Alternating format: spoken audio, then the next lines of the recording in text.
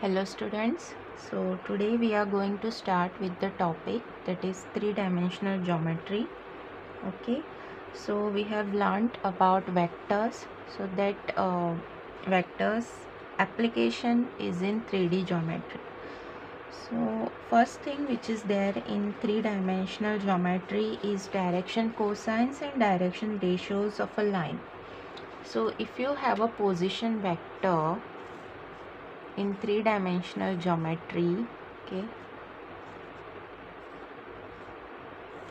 OP, then it is making angle alpha with the x-axis, beta with the y-axis, and gamma with the z-axis, right?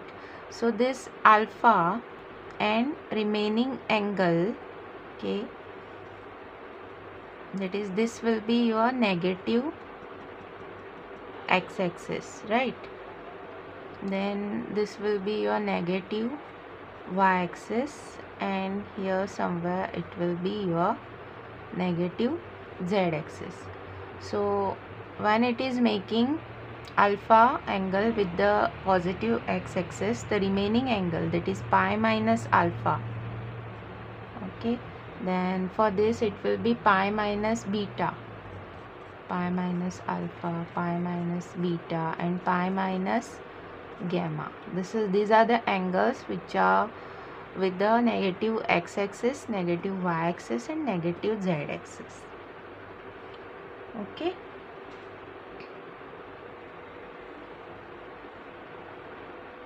So your vector is, suppose, ai plus bj plus ck. Okay. Then a, b, c becomes your direction ratios, and direction cosines are L, M, and N, that is cos alpha, cos beta, and cos gamma. So cos alpha, which is L, it is given by a upon root of, suppose this is r vector, then magnitude of r, right? That is a square under root a square plus b square plus c square. Then there is a condition, okay, that is relation between the direction cosines of the line, which we have learned in vectors also. That is L square plus m square plus n square is equal to 1. Okay. The next topic is direction cosines of a line passing through 2 points. Direction cosines of a line passing through 2 points.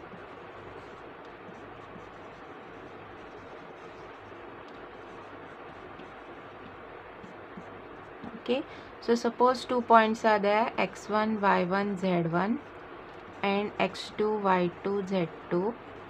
Okay, then direction cosines are given by, suppose this point is P, this point is Q. So its direction cosines are given by x2 minus x1 upon PQ, that is distance PQ, then y2 minus y1 upon PQ, and z2 minus z1 upon PQ. Okay, where PQ is the distance, so we have to use the distance formula, root of x2 minus x1 the whole square plus y2 minus y1 the whole square plus z2 minus z1 the whole square. Okay, and the direction ratios are given by these terms, that is x2 minus x1, y2 minus y1, and z2 minus z1. Okay, let's see some examples. If a line makes angle 90, 60, and 30 with the positive directions of x, y, and z, find its direction cosines. Okay, so its direction cosines are given by L. It is given 90, so cos 90 m, cos 60, and n, cos 30. Okay, so cos 90 is 0, cos 60 is half and cos 30 is root 3 by 2. Okay, so these are the direction cosines. Next question is, if a line has direction ratios are given 2, -1, -2, determine its direction cosines. So direction cosines you have to find. So we know that how we write direction cosines, that is you have to take direction ratio upon under root 2 square 4 -1 square 1 2 square 4. So -1 upon, again the same thing, so this will be 8 and 9, so this is 3, 2 by 3, -1 by 3 and -2 by 3. Okay, so these are the direction cosines. Next question is, you have to find the direction cosines of the line passing through the 2 points. Okay, so here the 2 points are given. So points, I'll take P as -2, 4, -5 and Q 1, 2 and 3. Okay, so its direction ratios are given by x2 minus x1. So these are x1, y1, z1, x2, y2, z2. So x2 minus x1,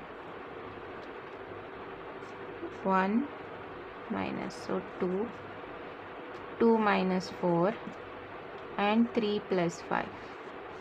So this is 3 minus 2, 8. Okay, so these are your direction ratios. Direction cosines will be under root, you have to just take the direction ratios and then upon, it will be root of 3 square, 2 square and 8 square. Okay, so direction cosines you can directly write, that is 3 upon root of 9 plus 4 plus 64, then -2 upon, so this comes to 13, so 77,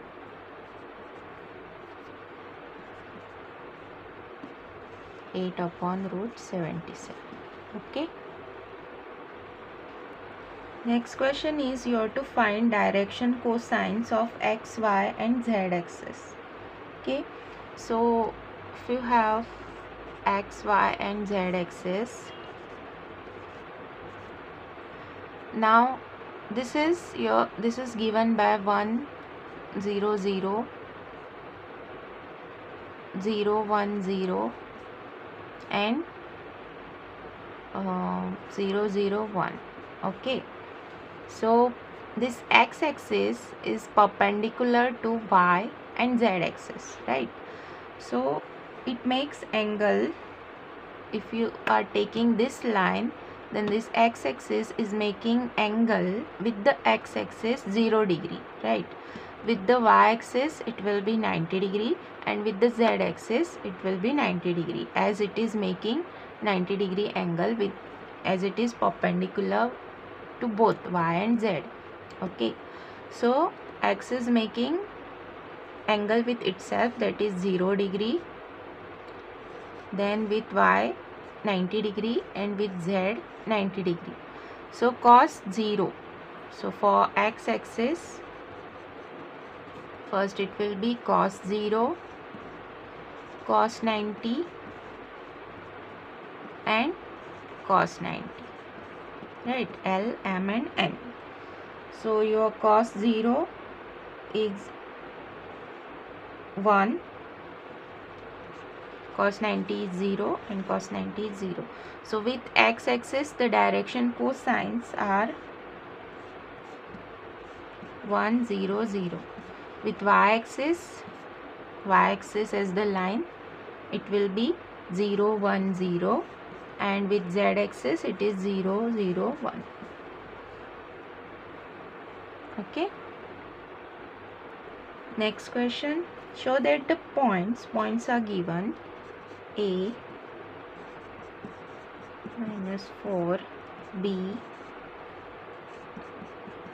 to 3 and C 3, 8, minus 11. Okay, these points are collinear. So here you can use the concept of vectors also, that is you can find line AB, okay, then line BC, and then you can show that one vector is a scalar multiple of another vector. Okay, so here they have used the concept of direction ratios, that is the same thing we are going to do, that is we are going to find the scalar, okay, scalar components. So direction ratios of the line AB, first you have to find. So AB, so B minus A you have to do 1 minus 2 minus 1 minus 2 minus 3 minus 5 minus 3 plus 4 7. Okay, then another line is BC. So direction ratios of BC, so 3 minus 1 2, 8 plus 2 10, minus 11 minus 3, so this is minus 40. Okay, now you have to check for the ratio, that is you have to take the direction ratios and write it in the ratio form, that is if I take minus 1 upon 2, this will be minus 5 upon 10, so this is again minus 1 upon 2, and 7 upon minus 14, so this is also minus 1 upon 2. So the direction ratios are proportional, right? So if the direction ratios of these lines are proportional, then we can say that the lines are parallel.